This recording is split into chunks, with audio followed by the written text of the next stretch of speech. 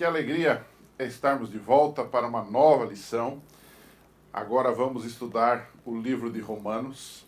É, na verdade, um livro muito semelhante, mas também com grandes diferenças com Gálatas, que acabamos de estudar. Mas com certeza nós vamos nos aprofundar na doutrina da salvação, da justificação pela fé. Será sem dúvida um maravilhoso, um trimestre especial para nós todos. E nós temos uma novidade, além dos vídeos que você está acostumado a assistir. Aliás, eu quero agradecer aos nossos telespectadores, ouvintes, aqueles que estão acompanhando esse canal aqui no YouTube. Por favor, divulguem para os seus amigos, para os seus irmãos, nas igrejas. Por onde temos passado, temos ouvido gente nos abordando e dizendo: olha, a gente está assistindo, a gente está gostando, alguns têm dado sugestões, e gente de perto, gente de longe tem nos abordado. Muito, muito obrigado pela sua participação nesse canal. E nesse trimestre, nós estamos inaugurando uma novidade. Vai aparecer aí na sua tela um e-mail. Nesse trimestre nós estamos também trazendo para você, além dos vídeos, um resumo escrito, para você colocar no meio da sua lição da Escola Sabatina, quando for expô-la no sábado de manhã na sua unidade, um resumo onde, em poucas palavras, nós vamos seguir mais ou menos o roteiro que está sendo apresentado aqui no vídeo. Então você pode acompanhar o que está escrito através de um livretinho que nós temos. Você pode adquirir esse livreto através do e-mail. Você vai mandar um e-mail para nós no Classe de Professores ESC, tudo junto, Classe de Professores ESC @gmail.com. Você vai mandar esse e-mail para nós e você vai receber esse livretinho aqui. Você vai conseguir adquirir esse livretinho aqui para você poder acompanhar os estudos que nós estaremos fazendo durante todo o trimestre. Nós vamos enviar isso pelo correio, naturalmente. É um pequeno custo de correio, mas, sem dúvida, no e-mail a gente vai lhe explicar como fazer isso, ok? Então, este é o nosso convite especial, uma novidade dentro do nosso estudo. E hoje, nós estamos com a lição número 1, e na lição número 1, nós temos um apanhado geral. O tema da lição de hoje é uma análise do contexto da carta de Paulo aos Romanos. Nós vamos saber quem escreveu, quando escreveu, por que escreveu e o que nós aprendemos desta carta e das atitudes de Paulo nesta carta e das atitudes dos crentes de Roma nesta carta. É o que é o resumo, digamos assim, a síntese da lição dessa semana. Então, algumas perguntas sobre Romanos. Este é o primeiro tópico. Quem escreveu? Bom, o próprio texto, Romanos 1, verso 1, diz Paulo, não é? Servo de Jesus Cristo. Então ele já tira qualquer dúvida que se tenha sobre a autoria. Foi o Espírito Santo através do servo Paulo, o apóstolo Paulo. Segunda questão, onde é que Paulo estava quando escreveu esse livro? Ele estava em Roma? Não. Ele muito provavelmente estava na cidade de Cencreia, que era ligada a Corinto, na região de Corinto, onde ele havia trabalhado, e ele escreveu a partir dali. Quando foi que ele escreveu? Tudo indica que ele tenha escrito nos primeiros meses do ano 58 depois de Cristo.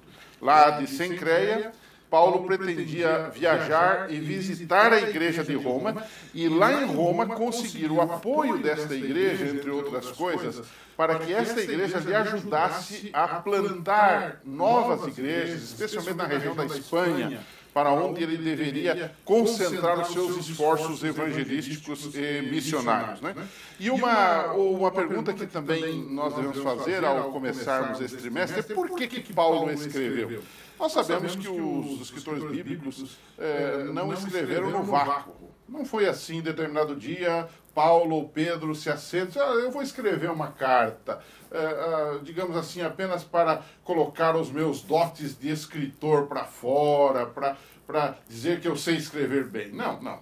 Eles escreviam para atender necessidades específicas das igrejas, problemas das igrejas, muitas vezes. Então, o que acontece é que Paulo escreve Romanos, e a ideia que nos dá é para prevenir ou para vacinar, usando um termo mais moderno, mais compreensível, para vacinar a Igreja de Roma contra a influência de falsos mestres que estavam introduzindo doutrinas legalistas, muito parecido com aquelas doutrinas legalistas dos judaizantes lá do livro de Gálatas que nós estudamos no trimestre passado a exaustão. Observe o que Ellen White escreveu sobre a Epístola de Paulo aos Romanos. Ela diz assim no livro Atos dos Apóstolos, página 373.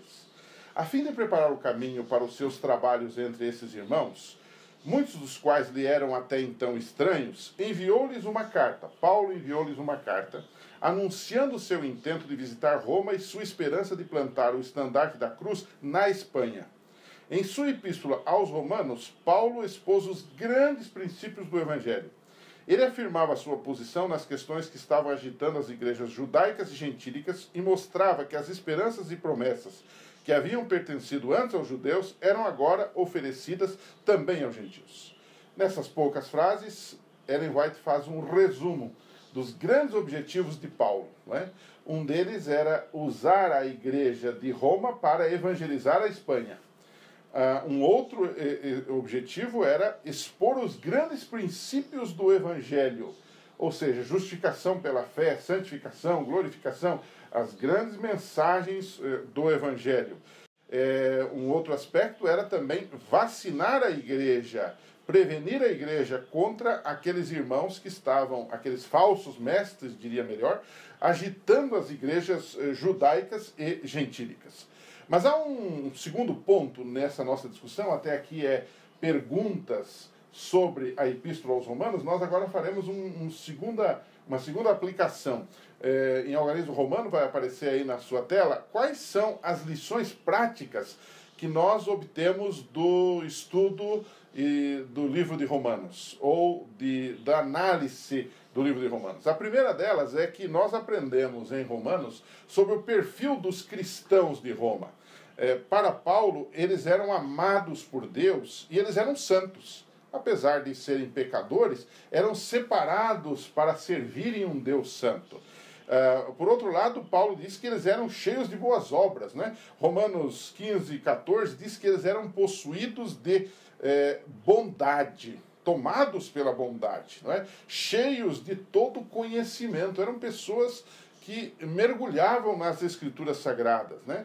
Eles eram aptos também para se admoestarem uns aos outros, ou seja, eles sabiam, eles tinham facilidade para viverem bem em comunidade. Esse é um segredo. Muitas igrejas não têm isso. Há muita briga, há muita discussão, há muita cisânia, há muito problema.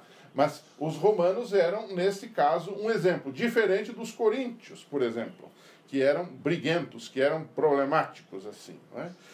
Mas nós também aprendemos, letra B, dessa segunda discussão, desse segundo grande bloco, nós aprendemos sobre o perfil do próprio apóstolo Paulo. Não é? Algumas coisas se sobressaem. Por exemplo, a primeira coisa que eu colocaria é que Paulo era um progressista. Paulo não estava preocupado apenas em manter a igreja, embora ele se preocupasse com isto.